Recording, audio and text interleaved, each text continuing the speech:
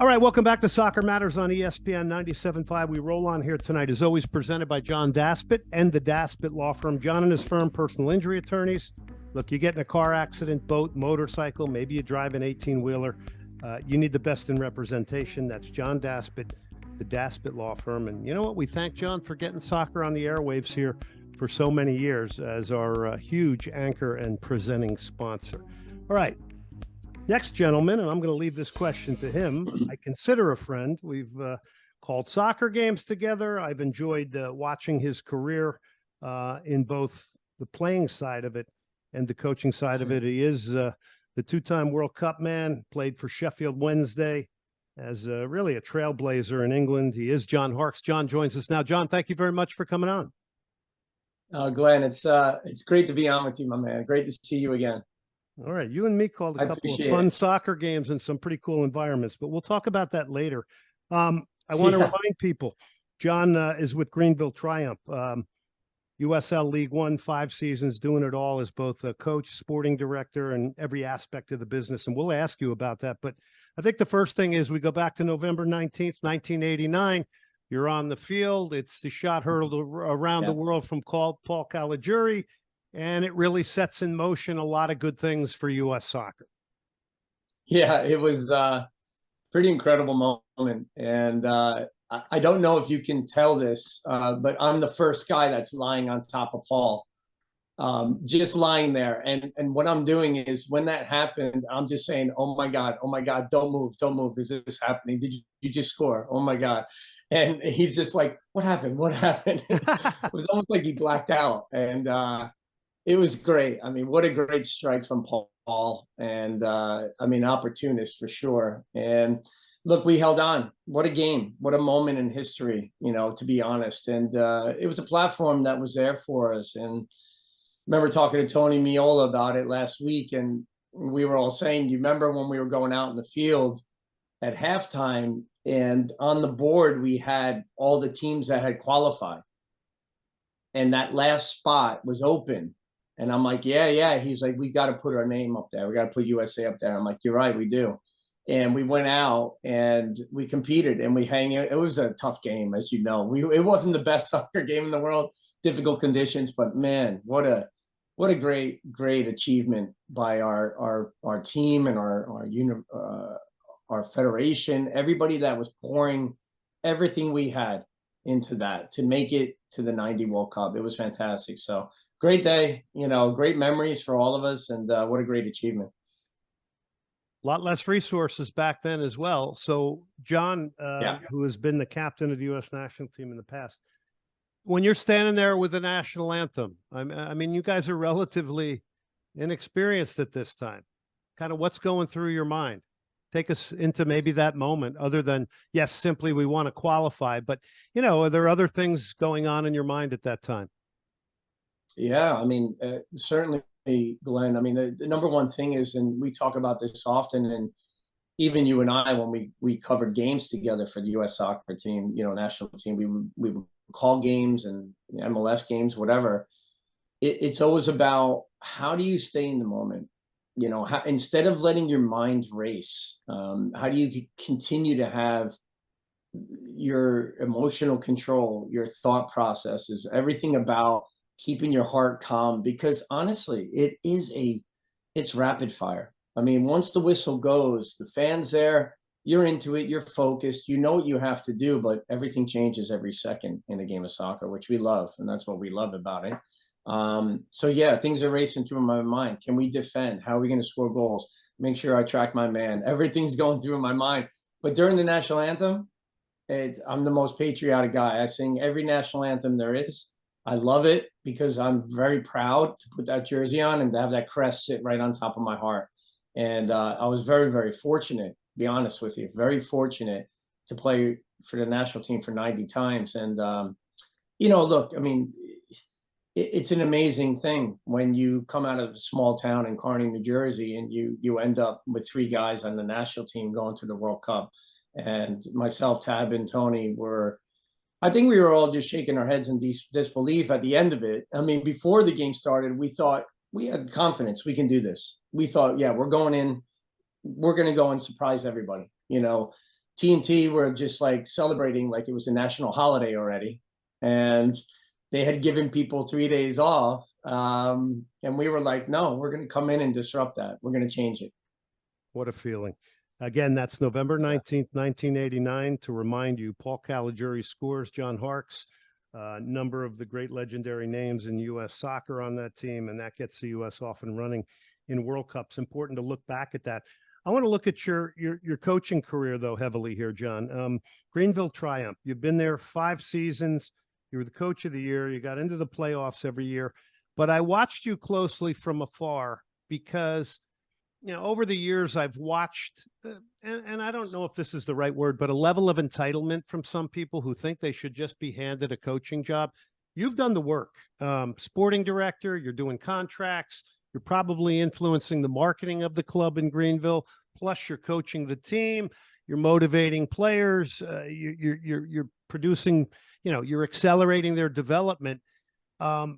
Just take us a little into the whole Greenville situation, because you really rooted yourself in that community as well through this team and its ownership. Yeah, no, look, I mean, the number one thing is that, you know, when you have these meetings and, you know, you talk to ownership, Joe Irwin, and president of the club, Chris Lewis, you know, and Doug Irwin as well. And, you know, the initial conversations were always about, can we build a club for the community? You know, can we do it right? Can we make sure that there's community engagement all the time and build a fan base? You know, and a lot of people said that we couldn't do it. We went, you know, if you remember in 2016, I went to Cincinnati and built a club up there as well from the ground up. And we finished 3rd in the USL Championship, which was great. So I kind of had an understanding of what to do and what not to do. And so, you know, when Joe Irwin gave me the green light and said, let's go and do this, let's build it the right way, you know, core values, you know, let's make sure that we get good character in this roster, this team. And, you know, it was, you know, it was just, let's go forward, let's start building and putting the right people in places. My coaching staff were fantastic. People in the front office, we all knew what we needed to do. It was a great journey. I learned a lot about myself as a coach. And yeah, that's the grind. You get thrown into it at the lower leagues, and you're tested. You're tested every single day because you can't switch off leadership. It has to be consistent, open communication all the way through. We were very fortunate to get into every playoff every year. We won it in the second year. We went to the final 3 times.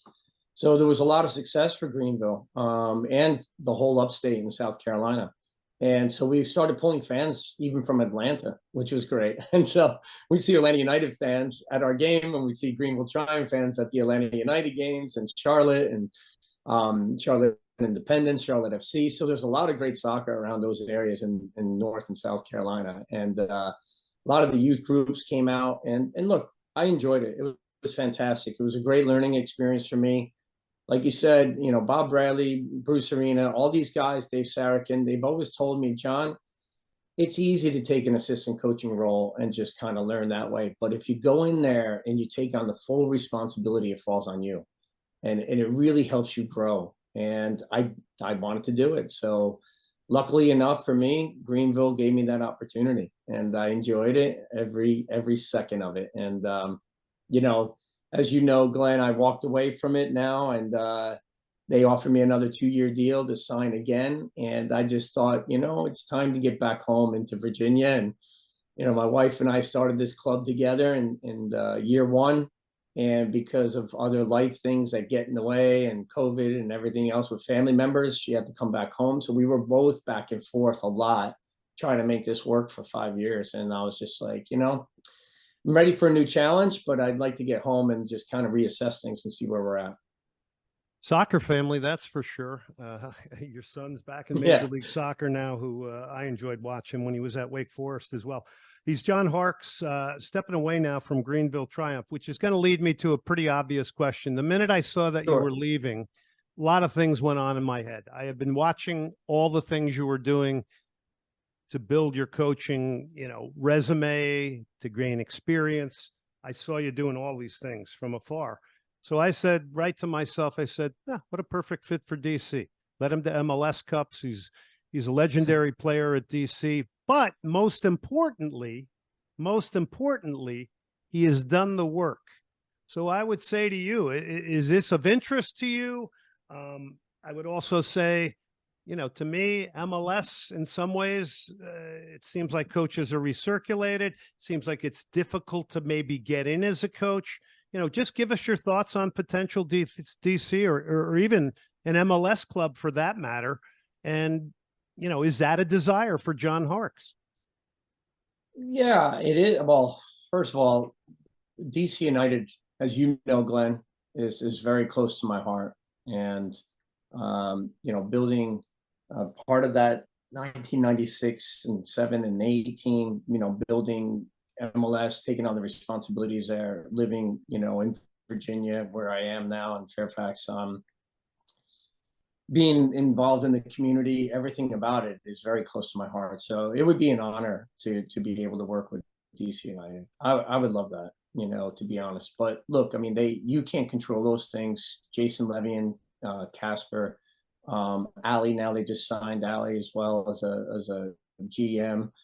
They have their decisions to make, and maybe they have people in mind already and relationships already built. But if they were to call upon me, I'd be honored, to be honest with you. So, yeah, look, I mean, you look at opportunities and you say, is it good for me and my growth? Is it good can I make positive impact in the club, in the community itself? Can I help the team win? Because I like to win, which is really important. You have to be able to, you got to find winners on your roster and stuff like that. So wherever that takes me, I'm not sure. But yeah, I mean, I know there's opportunities out there. You just got to make sure, my wife Cindy and I have those discussions and, kind of look at what's the best option, at this time. John Harkes joining us here tonight. We appreciate him coming on the show as well, as always. Going back to Greenville and coaching that level of the current pro, is it challenging? Because look, guys like you and me are coming from different eras now. Things are changing with players and the way you have to handle them and work with them, both from a management standpoint and trying to accelerate their development. So, is it different now? I wonder if it's different, Glenn. I mean, we've had these conversations. I wonder if it's different or if it's just the coaching has changed. Maybe the coaching approach has changed and we're more aware of, mental health. We're more aware of individual players, where they come from, what makes them who they are. I think you got to go in with, proven strategies. You got to make sure you find players that have grit and mental toughness. We get that. And that was kind of our age. It was like, just do it. You were told, just do it. Just get out there and fight through it. But I think building resilience in players means that you've got to have relationships with them. You've got to show them that you care about them. And if you can do that, I think that fuels not only yourself every day coming in through that door when you greet people and shake hands. And we always made eye contact with every player every morning. That's the culture we drove at Greenville Triumph. And because you're held accountable, you're part of a team. It's not you, it's we always. And if there's 1 or 2 or 3 players that are off that day or whatever, or having trouble off the field, we discuss it right away. We find out if we can find solutions. So has it changed? Look, maybe it has, but I think I've always followed guys like managers like Klopp or Carlo Ancelotti, Bruce Arena, Dave Saracen, Bob Bradley. These guys have been big influences in my life, and they care about their players. All of these coaches care about their players. I care about my players every single day. And, play golf with them, hang out, talk strategies, whatever it may be. Certainly have boundaries there between a professional player and a coach. I get that part.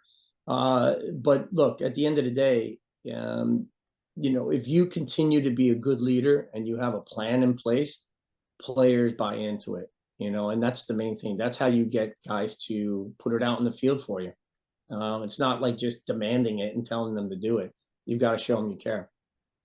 He's John Harkes joining us, stepping away from Greenville Triumph after 5 years. I just see it very hard that you're not going to be in and around the game and coaching. I don't see you sitting at home reading the newspaper every morning and not being on a training field working with players. So I don't know. I don't know how long this experiment's going to last. Well, There better be something nearby your house or in Virginia. It's kind of what I'm well, thinking as I look at you and I'm talking to you. well, I appreciate it, Glenn. Look, I mean, I love the game. The game's been very good to me. You know, and I think you and I both know we're lucky, you know, to be involved in the sport. We love it, and we never take it for granted. But I think it's because we respect the game, and that's the number one thing. If you respect the game and you treat it right, the game will give back to you enjoyment. And so, look, wherever that takes me next, I don't know. I don't know where my next journey is, to be honest with you. I've had some conversations with certain clubs. You know, even had a conversation with a consulting group, just how to build a club from the ground up, you know. And I think taking on the responsibility in this club, in this country, to build the game at every level, at Division 1, Division 2, and Division 3 is really important, because that's the strength. That's the pyramid structure. You need that foundation to carry the game forward. And that's what we want it to be. We don't want it to just be like, wow, MLS has grown, it's tremendous. We want the USL to grow, you know, both on the men and the women's programs, just like MLS and WSL has grown tremendously. You know, when was the days where you can bring in an Emma Hayes to the women's national team? I mean, it's phenomenal. And you support both programs with the men and the women, and then all the professional clubs from Division 1 all the way down on both the men's and women's side. There's a responsibility for players, former players like myself, and coaches and sporting directors to drive that forward and to build it up and to do it the right way. So if I get another opportunity to do that, I would love to. John, I looked on your, well, it was Twitter, it's X now. I looked on your X account and it says embrace diversity, which you and I know is a huge part of player development at the youth level. Yeah. Disappointment is a part of growing as an individual, as a soccer player. It's part of human development. Take me into that a little bit more, because we have, in many ways, a very protective youth environment where people, it's as though they don't believe there will be disappointment for their kids. Yeah, Glenn. I mean, look, I think it's a healthy discussion to have. And I think the more you have it with the parents of these youth players, the more that they understand that the players are on their own journey sometimes. You're there, they're only passing through you. Your children are passing through you, and they're not you.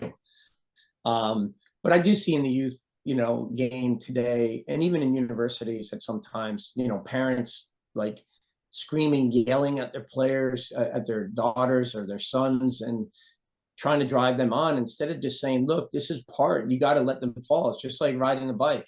You got to let them fall. If you keep protecting them and catching them every time, they're not going to know what that's like. So they've got to know that when the adversity does come, and it is hard, that's how you grow. You find ways to step back, reflect, and figure that out. That's part of intelligence. That's part of your growth. That's maturity. That's everything about it. And that's, to be part of a team, you need to be able to do that. You really do, because everybody relies on you, and so that's key. And I think it's the more that you discuss that, what I always try to do, Glenn, with every player that comes in, and especially those levels, USL, I mean, it's grown tremendously. Think about this. In 2018, we were talking about a Division 3 league, USL League One.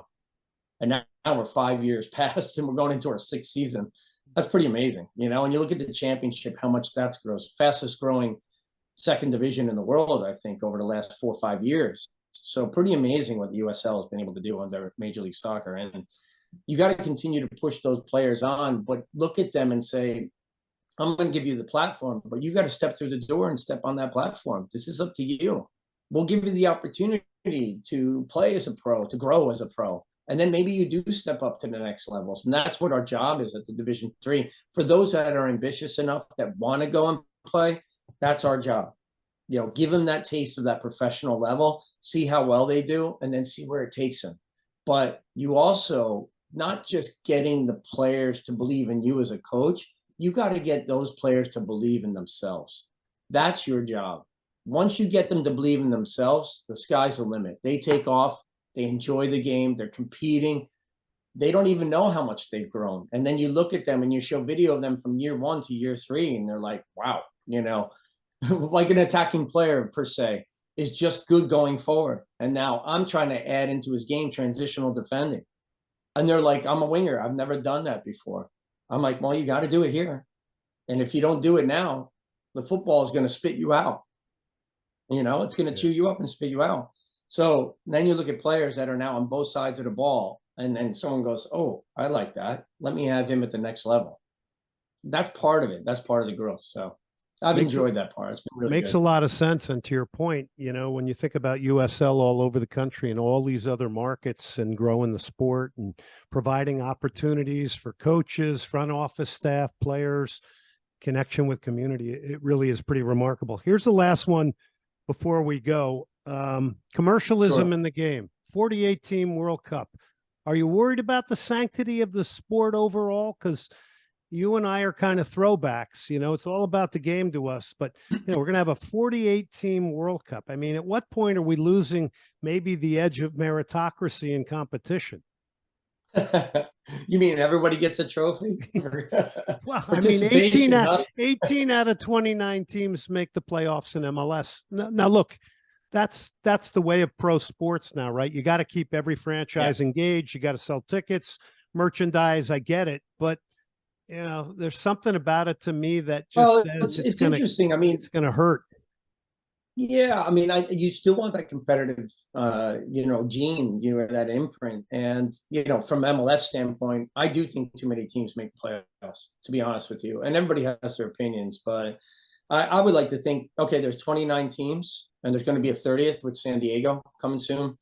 And to be fair, it should be, 7 and 7 in each conference. It should be 14 out of that 29. Make it really hard to fight to get in there. Because some teams lose the first 10 or 11 games, and then momentum carries them through in the last, third of the season, and all of a sudden they're in the playoffs. So I know that's part of it too, and it is there. And I've had these conversations with a lot of MLS coaches, and Peter Vermes and I talk a lot. And I know Houston and Ben Olsen, a good friend of mine, is coming up with another good friend of mine, Peter, very soon in the playoff game. And I think that was maybe the first time that Houston was in the playoffs back in 2017, was against KC as well. Was that the playoff? Was that the last time? Maybe it was 2017 was the last time the Dynamo were in the playoffs. That's right. Yeah, and it was against KC, right? I think KC. So, if my memory serves me correctly. I will know that by Sunday. We go again. I will know that by Sunday. But they have a great history. That's what you're getting at. They have a great history. Yes, they do have a great history. But I think from a World Cup standpoint, are we including too much? Well, no. There's a lot of times, and the game goes like this. It goes up and down, like the growth, and sometimes you open the doors to bring in more nations, and that never had an opportunity to feel what that's like. And I get that part, but some of it is based on resources. Some of these nations are looking for GoFundMe pages to travel for a qualifying game. So that's where I think the inclusion is really good and the growth is good there. I hope we don't lose that competitive edge. I really hope we don't. And that's what your point is like, are we including too much? Do we still make it very distinct and this is the elite of the world that get in there? I get that part. So I'm kind of torn between both, Glenn, because you do see nations, and we've traveled around the world, and we've called World Cup games in other countries, and we see the poverty and we see some of the lack of resources in these federations, and they may have talented players, but they can't get there. So maybe that's part of it too. We're opening up our hearts a little bit there, huh? No, I think the balance is good. I like the answer you gave. There is no question. I think it's just, how do you protect, when World Cups were won, these were special, significant moments, right? That are historic. Yeah. And I just see that getting a little nebulous, maybe potentially in the future. I mean, making money's a part of it. I get it. But anyway, John, this has been a fun catch up. I want to wish you all the luck in the future. I'm looking forward to seeing where you land next. And thanks very much for coming on the show and sharing all your thoughts. No, of course. And we wish the men's national team all the best, even though they struggled last night in Trinidad. We hope they get better, and we continue to support them all the time. John, thank you very much for coming on tonight. Thanks, Glenn. Great to see you, my man. You too. That's John Harkes joining us here tonight. I mean, what a remarkable career, from the trailblazing in England with Sheffield Wednesday, Kearney, New Jersey product, and on to the U.S. national team.